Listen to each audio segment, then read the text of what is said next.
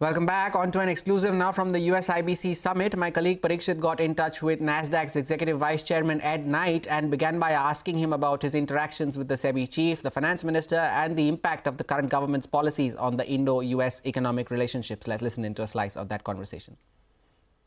The trajectory here is towards, in a positive direction, moving to eliminate a lot of this friction, as you might call it.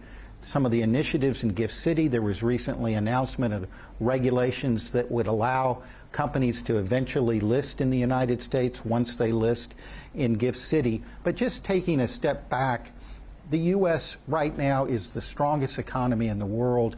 India is the fastest growing large economy in the world, the two biggest democracies. And most important, and you see it when you walk around India, is the shared values that we have, the values that and priorities we put on family, the priority we put on the rule of law, but also the interest and the focus on innovative technology.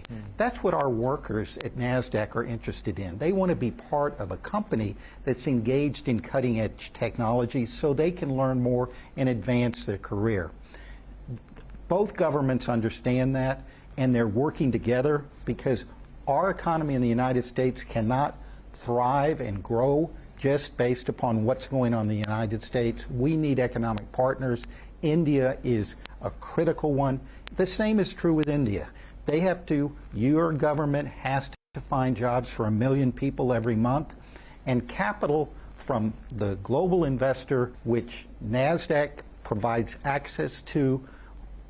We want to do a better job of providing more capital to invest in India through the products that we have working with investors all over the world. So we see a positive movement in a lot of areas. The recent budget initiative has investment in upskilling. It has a reduction in the corporate tax rate. It has other positive moves that we think will continue to provide opportunity for companies like Nasdaq. Right. Now, U.S. and India are working very closely on supply chains and having resilient supply chains, especially on clean energies, semiconductors, and certain critical technologies. What could ensure greater foreign investment flows from U.S. companies into India? What would they be looking for, according to you? Well, I think, in part, on a very practical level, what they're looking for is that those who are already investing here have success with it. So one of the things we've been talking about at USIBC is some of the initiatives of our companies here and making sure they continue to thrive, like Google.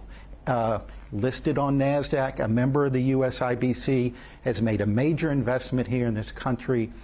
The rest of American business is looking at that, and if they succeed, others will come. But that will be based upon a lot of things, including the Indian government's continued investment in infrastructure, the Indian government's continued investment in upskilling, and the priority that we hear the Indian government is putting on manufacturing, electronic assembly, electronic product assembly, and the like will encourage more American businesses to come here.